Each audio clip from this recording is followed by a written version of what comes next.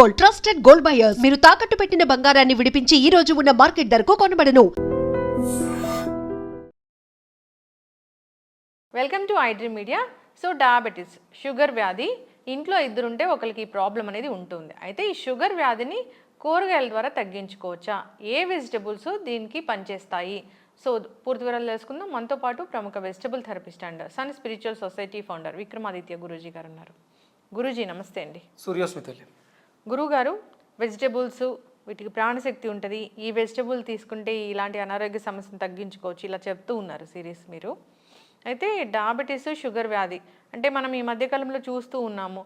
ఒక 2-3 రకాల కూరగాయలు మీరు జ్యూస్ తయారు చేసి తీసుకోలేరు కాబట్టి మేము తయారు చేసి ఇస్తాము, తీసుకోండి, షుగర్ కంట్రోల్లో ఉంటుంది, తగ్గిపోతుంది, పెద్ద పెద్ద యాడ్లే వస్తూ ఉన్నాయి. యాజ్ ఏ వెజిటబుల్ థెరపిస్ట్గా మీరు ఏం చెప్తారు? ఎటువంటి వెజిటబుల్ అనేది దీనికి పనిచేస్తుంది? నిజంగానే చేదుగా ఉన్నాయా, పనిచేస్తాయా? అంటే ఇక్కడ చేదు అనేదాన్ని ఎందుకు తీసుకున్నారంటే, కాకరకాయ షుగర్కి పనిచేస్తుంది అనేది ఎందుకు తీసుకున్నారంటే, షుగరు, డయాబెటిక్ అనేది మధుమేహం, ఒక చక్కెర వ్యాధి, తీపి అనే దాని మీద ఆధారపడి తీసుకున్నారు. అది మధుమేహం మన శరీరంలో ఉన్నటువంటి వాతరోగాలు పెరగటం వల్ల వచ్చేటువంటి సమస్యగా డయాబెటిక్ని తీసుకున్నారు. దానికి ప్రధానమైనటువంటి కారణం ఏంటంటే, మనలో పిత్తం చెడిపోవటం. వాతపిత్త కఫాలు మన శరీరాన్ని నడిపిస్తూ ఉంటాయి. వాటిలో వచ్చినటువంటి ఇంబ్యాలెన్స్ వల్ల ఈ డయాబెటీస్ వచ్చింది. అందుకని ఏంటంటే, అది చక్కెర కాబట్టి చేదు దానికి పరిష్కారం అని చెప్పేసి అనుకుని మనం మెంతులు, అవును, కాకరకాయ ఇలా రకరకాలుగా మాట్లాడతాం. కానీ మీకు కొన్ని రకాల దాంట్లో నేరేడు పండు గింజల చూర్ణం, నేరేడు పళ్ళు, మరి అదేం చేదుగా ఉండదే, ఒగరుగా ఉంటుంది. అంటే ఇక్కడ రుచికి ప్రధానం కాదు. అంటే రోగం రావడానికి కారణాలు 3 ఉంటాయి. మన శరీరంలో 3 బ్యాలెన్స్ ఏదైతే వాతం, పిత్తం, కఫం ఉన్నాయో, మెటబాలిజం, కెటబాలిజం, ఎనబాలిజం, వీటి మీద ఆధారపడి ఆ మనిషి యొక్క జీవన విధానం మీద ఆధారపడి ఇది నడుస్తుంది. పూర్వం రోజుల్లో షుగర్ వ్యాధి అంటే ధనికులకు బాగా వచ్చేటువంటి వ్యాధి, అధికంగా ధనం ఉన్న వాళ్ళకు వచ్చేటువంటి వ్యాధి. దానివల్ల ఏమవుతుందంటే, వాళ్ళు బెడ్ రెట్ని అయిపోయి కాలు కుళ్ళిపోయి కాలు కట్ చేసేసారు. అంటే అతిగా విపరీతంగా తినేటువంటి రోగంగా దాన్ని, అంటే రోగం అలాగే మనిషిని తింటుంది, మనిషి రోగాలకు కారకమైనటువంటి పదార్థాలను కూడా ఎక్కువ తినడం, ఆకలి, విపరీతమైనటువంటి క్రేవింగ్స్. మరి అంటే వాతానికి క్రేవింగ్స్కి సంబంధం లేదుగా. వాతం అంటే నిప్పులు, అది ప్రకోపం చెందితే దాని ప్రభావం మనిషిని అతలాకుతలం చేసేస్తుంది. పిత్తం ప్రకోపం చెందింది అనుకోండి, గ్యాస్ట్రిక్, కడుపులో మంట వల్ల కడుపు మంట వస్తుంటుంది, స్థిమితంగా ఉండలేని స్థితి. అసలు మరి వాత రోగానికి సంబంధం లేనటువంటి క్రేవింగ్స్, ఆకలి, విపరీతమైనటువంటి ఆకలి. నేను కొన్ని స్టడీస్ చదివిన తర్వాత, ఒక జంతువుకి ఆకలి వేస్తే అది ఫస్ట్ వాటర్ని తాగి చూస్తుంది. అంటే దానికి ఉన్నటువంటి జ్ఞానానికి అది ఒక కొలం దగ్గరికి వెళ్ళి మంచినీళ్ళు తాగి చూస్తుంది. అప్పటికి అంటే అది తాగిన తర్వాత కూడా ఒక గంట సేపటికి కూడా మళ్ళీ ఆకలిస్తే అప్పుడు ఆహారాన్ని భుజిస్తుంది. అంతేగాని ఆకలి వేస్తుంది కదా అని పక్క నుంచి వెళ్తున్నటువంటి జంతువుని కొట్టి చంపి తినడం దానికి లేదు. క్రేవింగ్, ఆకలి, కోరికలు మనకు ఉంటాయి, ప్రతిదాన్ని ఆకలే. కారు కావాలి అనే కోరిక ఆకలి. ఆ కారు ఎక్కిన తర్వాత కొంతకాలం దాని మీద ట్రావెల్ చేసిన తర్వాత అది మళ్ళీ మారుతూ ఉంటుంది. అలాగే మనం ఫుడ్ మీద కూడా మనకి వేస్తున్నటువంటి ఆకలి ఎలాంటి ఆకలి అనేది మనకి తెలియాలి. అంతే తప్ప ఆకలి వేస్తుంది కదా అని చెప్పేసి అని మనం ఎప్పుడు పడితే అప్పుడు తినేయటం సమంజసం కాదు. ఎక్కడ పడితే అక్కడ, ఎప్పుడు పడితే అప్పుడు వేస్తున్నటువంటి ఆకలిని గమనించాలి. ప్రతిదానికి సమయాలు ఉంటాయి. మన శరీరం ఒక పద్ధతి ప్రకారం తయారు చేయబడింది. చాలామంది చెప్తుంటారు, అంటే నేను కూడా చెప్తూ ఉంటాను, ఆకలి వేస్తే తినండి, దాహం వేస్తే తాగండి. కరెక్టే, కానీ ఆ వేసే ఆకలికి నియమబద్ధత ఉంది. అర్ధరాత్రి 12 గంటలకు ఆకలి వేస్తే అప్పుడు లేచి తింటే సమస్య లేదు, చస్తావు. అప్పుడు ఆకలి వేయకూడదు. అప్పుడు ఆకలి వేసిందంటే నువ్వు రోగివి అని అర్థం. ఉదయం 8:30 నుంచి 9 గంటల లోపు ఆకలి వేస్తే అది ఒక అద్భుతమైనటువంటి ఆహారాన్ని తీసుకోమని నీకు వచ్చినటువంటి సిమ్టమ్స్. మధ్యాహ్నం 12:30 నుంచి 1 గంటన్నర లోపు ఆకలేస్తే అది ఒక రకమైనటువంటి పదార్థాన్ని తీసుకోమని సిమ్టమ్స్. సాయంత్రం 6 to 7 మధ్యలో, లేదా 5:30 to 6:30 మధ్యలో ఆకలిస్తే అదొక సిమ్టమ్. దీని ప్రతిదానికి ఒక నియమబద్ధత ఉంది. అందుకని మన ఇండియన్ కల్చర్లో కానీ చేస్తున్న పనుల్లో కానీ, ఇప్పుడు నీకు ఆకలిస్తున్నా, మనం ఒక ఆఫీసులో పని చేస్తున్నావు, నీకు 9 గంటలకి బ్రేక్ ఇచ్చారు, అది అంటే ఇండియన్ టైంలోనే బ్రేక్ఫాస్ట్ చేయటానికి, లేకపోతే అల్పాహారం తీసుకోవడానికి, లేకపోతే కింగ్ ఫుడ్. అసలు ఒరిజినల్గా ఏమంటానంటే ఉదయం తీసుకునేది కింగ్ ఫుడ్లా ఉండాలి. ఇవి లేవు కాబట్టే మన ఆరోగ్యాలు పాడే మీరు అడిగినటువంటి డయాబెటిక్. దానికి ఒక సమయం ఉంది. నువ్వు ఆ సమయంలో ఆకలేస్తే అది చేయాలి. 9 గంటలకు ఆకలేసిందంటే మీకు బ్రేక్ ఇస్తారు, వెళ్ళి మీరు మీకు కేటాయించినటువంటి ఆహారాన్ని తినాలి.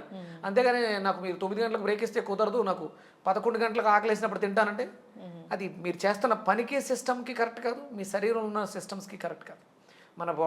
మన బాడీ సూర్యుని ఆధారం చేసుకుని నడుస్తుంది. సూర్యోదయం సూర్యాస్తమయాల మధ్యలో ఉదయం మీరు తీసుకునే ఫుడ్ కింగ్ ఫుడ్ అయి ఉండాలి.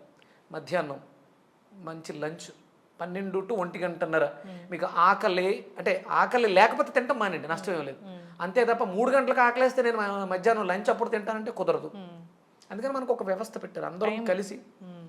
మనం అందరం కలిసి సకుటుంబంగా కూర్చొని పంక్తి భోజనం. అప్పుడు ఏమవుతుందంటే కేవలం మీరు అన్నమే తినట్లా, మీరు అందరిలో ఉన్నటువంటి ఐకమత్యం, నాకు ఎంతమంది ఉన్నారు అనేటువంటి బంధుత్వం, ఈ ఆప్యాయతలు, మాట్లాడుకునే మాటలు, ఇవన్నీ కూడా మీ మెదడుని ఎక్కువ తినాలా తక్కువ తినాలా అనే దాని మీద కాన్సన్ట్రేషన్ ఉంచేలా చేస్తుంది. ఇది లేని జీవితం వ్యర్థం. రోగాలు ఎందుకు పెరిగినాయి అంటే ఇది లేకపోవడమే. పూర్వం అన్నీ కూడా మనకి ఉమ్మడి కుటుంబాలు, కూర్చొని తినాలి, మరి మాట్లాడుకుంటూ తినాలి.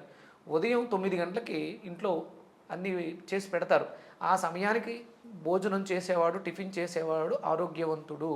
కూలి పనికి వెళ్తారమ్మా వ్యవసాయానికి, కూలీలు అందరూ కూడా పొద్దుట 6 గంటలకి పొలంలో దిగిపోతారు. వాళ్ళు శుభ్రంగా 8:30, 9 గంటల వరకు పని చేస్తారు. అప్పుడు మళ్ళీ ఎండ నడినెత్తి ఎక్కుతూ ఉంటుంది. అప్పుడు ఒడ్డుకొచ్చి కాళ్ళు చేతులు కడుక్కుని అప్పుడు అలా తెచ్చుకున్నటువంటి క్యారేజీలు ఓపెన్ చేసుకుని తింటారు. అలా కొంతమంది నాకు ఆకలేయట్లేదు, నేను 10 గంటలకు బ్రేక్ తీసుకుంటానంటే కుదురుద్దా? వ్యవస్థలో ఉన్నాం, వ్యవస్థకు అనుకూలంగా ఉన్నాం. అందరూ కలిసి సామూహికంగా ఉండడం వల్ల ఏమవుతుందంటే ఒకళ్ళకి ఒకళ్ళు తోడున్నాం అనే ధైర్యం ఉంటుంది. రోగాలన్నీ కేవలం తిండి వల్లే కాదు, భౌతిక దేహానికే కాదు, మానసిక స్థితి మీద కూడా ఆధారపడి ఉంటుంది. డయాబెటీస్ అనే వ్యాధి మన శరీరంలో జీవన విధానం పాడైపోవడం వల్ల వచ్చింది. తినకూడని సమయంలో తినకూడని పదార్థాలు తినడం వల్ల వచ్చేటువంటి రోగం డయాబెటిక్. అందుకని ఇది మార్చుకోవాలంటే మీ జీవన విధానం మార్చుకోండి. మీకంటూ కొన్ని పనులను క్రియేట్ చేసుకోండి. ఉదయం 5కు ముందు 5:30కు లేవాలి. 6 గంటలకి స్నానాదులు పూర్తి చేసుకొని మీకు కేటాయించినటువంటి దైవిక విధులు కంపల్సరీ చేసి తీరాలి. సూర్యుడికి ఎదురుగుండా ఉండడం వల్ల మీ బాడీలో మీకు కావలసినటువంటి సహజ పోషకాలన్నీ అందించేటువంటి ఆ సోలార్ ప్యానల్స్ యాక్టివ్ అవుతాయి. ఇది లేని జీవితం వ్యర్థం. మీరు 10 గంటలు లేచి 9 గంటలు లేచి చేసే పనులు మీకు సహకరించవు. మరి షుగర్ వ్యాధి ఉంది, జీవన విధానంలో మార్పులు చేసుకున్నారు, టైం టు టైం భోజనం చేయడము ఇలా చేస్తూ ఉన్నారు, వాకింగ్ చేస్తూ ఉన్నారు, ఇలాంటి పెద్దలు చెప్పిన అన్ని పాటిస్తూ ఉన్నారు. అయితే వెజిటబుల్ థెరపీలో దీనికి ఏం మందు ఉంది? అంటే ప్రధానంగా షుగర్ వ్యాధి రావడానికి ప్రధానమైనటువంటి, అంటే ఏ రోగం రావడానికన్నా ప్రధానమైనటువంటి కారణం డైజెషన్ సిస్టమ్ డ్యామేజ్ అవడం. అందుకని ఏంటంటే ఇప్పుడు మనం వెళుతున్నటువంటి పరిణామాల్లో చూస్తే బీరకాయ అద్భుతంగా పనిచేస్తుంది, నేను షుగర్కి అని చెప్తూ ఉంటాను. అది నిజం. 100% బ్లడ్ ప్యూరిఫైయర్, రక్తాన్ని శుభ్రం చేసేటువంటి అత్యద్భుతమైనటువంటి ప్రక్రియ బీరకాయలో ఉంది. 100% కరెక్ట్. మనకి డయాబెటీస్లో quality of blood, quantity of blood, purity of blood అని చెప్తూ ఉంటాం. ఈ బ్లడ్ని ప్యూరిఫై చేయడంలో బీరకాయ అద్భుతంగా పనిచేయడం ద్వారా మన బాడీలో ఉన్నటువంటి ఎక్సెస్ గ్లూకోజ్ సిస్టమ్, టాక్సిన్స్ అన్నింటినీ కూడా రిమూవ్ చేయడం ద్వారా ప్యాంక్రియాస్ చాలా బాగా పనిచేస్తుంది. కొన్ని అంటే నేను నా స్టడీలో ఈ 4-5 ఏళ్ల స్టడీలో నేను చాలా తక్కువ టైం అయింది మార్కెట్లోకి వచ్చి నేను ఈ వెజిటబుల్ థెరపీని నేర్చుకుని. నేను 2017లో సన్ స్పిరిచువల్ సొసైటీ అంటే సూర్యోపాసన ఆరోగ్యానికి సంబంధించి అది మొదలుపెట్టిన తర్వాత 2022లో నేను దీని గురించి రీసెర్చ్ చేయటం మొదలుపెట్టాను, వెజిటబుల్ థెరపీ. ఈ 3-4 ఏళ్లలోనే చాలా, అంటే నేను ఎక్కువ పెద్దగా ఎక్కడా తిరగల, యూట్యూబ్ను మాధ్యమంగా చేసుకుని నేను నేర్చుకుని వెజిటేబుల్ చెప్పడం ద్వారా కొన్ని కోట్ల మంది బీరకాయని వాడడం ద్వారా, అప్పటి వరకు బీరకాయ మీద వాల్యూస్ తక్కువ ఉన్నాయి, ఏదో కూర వేపుడు అంతే తప్ప బీరకాయ అనేది షుగర్ వ్యాధికి పనిచేస్తుందన్న విషయం ఎవరికీ తెలియదు. అందరూ కాకరకాయ మీద ఉండేవారు, చేదుగా ఉంటుంది. కానీ రెండు ఒకే రకమైనటువంటి జాతికి సంబంధించినవి. బీరకాయ కాకరకాయ కూడా ఒకే జాతికి సంబంధించినవి. అంటే దీనికి నేను లియో డైట్ అని ఒక పేరు పెట్టాను. అవును, అదే అంటే నేను పెట్టిన పేరు కాదు, ఉన్న పేరుకి మర్చిపోయా మళ్ళీ. లివింగ్ ఎనర్జెటిక్ ఆర్గాన్, మన శరీరంలో కావలసినటువంటి ఒక హ్యూమన్ బతకడానికి కావాల్సిన లివింగ్ ఎనర్జీ, ఆర్గాన్స్కి కావాల్సిన ఎనర్జీని ఇచ్చేటువంటివే ఇవి వెజిటేబుల్స్, కాయగూరలు. ఇందులో ఇది తీగజాతి. మీకు బీరకాయ కూడా తీగజాతి, తీగ పుష్పము ఫలం వస్తుంది. కాకరకాయ కూడా తీగజాతి, పుష్పము ఫలమే వస్తుంది. దొండకాయ తీగజాతి, పుష్పము వెజిటేబుల్ వస్తుంది. ఇలా అంటే ఈ తీగజాతికి సంబంధించినటువంటి పదార్థాలన్నీ కూడా ఎన్నున్నాయి లెక్క పెట్టుకోండి. దోసకాయ డయాబెటిక్ పనిచేస్తుంది, బూడిద గుమ్మడికాయ డయాబెటిక్ పనిచేస్తుంది, సొరకాయ డయాబెటిక్ పనిచేస్తుంది, కాకరకాయ డయాబెటిక్ పనిచేస్తుంది, దొండకాయ డయాబెటిక్ పనిచేస్తుంది, బీరకాయ అత్యద్భుతంగా పనిచేస్తుంది, పొట్లకాయ కూడా పనిచేస్తుంది. అంటే మన సిస్టంలో డైజెషన్ అనేది డ్యామేజ్ అయింది. మీరు డైజెషన్ సిస్టమ్ని బాగు చెయ్యకుండా అడ్డమైన చెత్త అంటే మాంసాహారం, ప్రోటీన్స్ అధికంగా తింటూ, గుడ్లు తింటూ, చికెన్లు తింటూ, మటన్లు తింటూ షుగర్ తగ్గాలి, మీకు ఏదో తగ్గినట్టు కనిపించవచ్చు తప్ప శాశ్వత పరిష్కారం అయితే మీకు వెజిటబుల్స్ ద్వారా మాత్రమే వస్తుంది. లివింగ్ ఎనర్జెటిక్ ఆర్గాన్ డైట్ వల్ల, ఇది కింగ్ ఫుడ్ తినడం వల్లే మీకు డయాబెటీస్ అనేది పూర్తిగా పోతుంది. చక్కటి ఇన్ఫర్మేషన్ గురువుగారు. అంటే ఇక్కడ కొన్ని కాంబినేషన్స్ మీ తత్వాలకు తగ్గట్టుగా. మీ శరీరం చేదు అడుగుతుంది అనుకోండి, మీ శరీరం అడుగుద్ది, మీరు గమనించగలిగితే మీ నోరు అప్పుడప్పుడు చేదుగా అనిపిస్తూ ఉంటుంది. అంటే కాకరకాయతో కలిపినటువంటి బీరకాయ జ్యూస్ తీసుకోండి. అంటే ఇప్పటివరకు ఈ కాంబినేషన్ నేను చెప్పలేదు. అంటే ఇప్పుడు నేను వేదిక్ రీసెర్చ్లో లివింగ్ ఎనర్జెటిక్ ఆర్గాన్ డైట్ని స్టడీ చేస్తున్నప్పుడు అది మనకి హెల్ప్ చేస్తుంది. మన ప్యాంక్రియాస్ హెల్త్కి సపోర్ట్ చేస్తుంది, మన బాడీలో ఉండేటువంటి టాక్సిన్స్ని రిమూవ్ చేస్తుంది. అందుకని బీరకాయ ఒక 100 గ్రామ్స్, ఒక 50 గ్రామ్స్ కాకరకాయ, చేదుగా ఉంటుంది కాబట్టి ఒక 50 గ్రామ్స్ కాకరకాయ. మీకు ఇండైజెషన్ ప్రాబ్లం, గ్యాస్ట్రిక్ ఉంటే బూడిద గుమ్మడికాయని యాడ్ చేయండి. ఒక 100 గ్రామ్స్ బీరకాయ, ఒక 100 గ్రామ్స్ బూడిద గుమ్మడికాయ, ఒక 50 గ్రామ్స్ కాకరకాయ. చిన్న అల్లం ముక్క వేసి మెత్తగా గ్రైండ్ చేసి బాగా వడకట్టి దాంట్లో మిరియాల పొడి, ఉప్పు వేసుకోండి. సైంధవ లవణం, ఉప్పు, లేకపోతే బ్లాక్ సాల్ట్, నల్లుప్పు. సైంధవ లవణాన్ని వండుతారు, కొన్ని రకాల ఇవి కలిపి వండడం ద్వారా అద్భుతమైనటువంటి టేస్ట్ వస్తుంది, ఒక అద్భుతమైన అరోమా వస్తుంది. అది ఇండైజెషన్ ప్రాబ్లంకి చాలా అద్భుతంగా పనిచేస్తుంది. ఇది చాలా బాగా రిజల్ట్స్ ఇస్తుంది. రీసెంట్గా నా ఫాలోవర్స్ చాలామంది చేశారు ఈ డైట్ చేయడం ద్వారా. డయాబెటీస్లో అద్భుతమైనటువంటి రిజల్ట్స్ చూడకూడదు. శాశ్వతంగా పోగొట్టాలంటే మీ జీవన విధానాన్ని మార్చుకోండి. చక్కటి ఇన్ఫర్మేషన్ గురూజీ.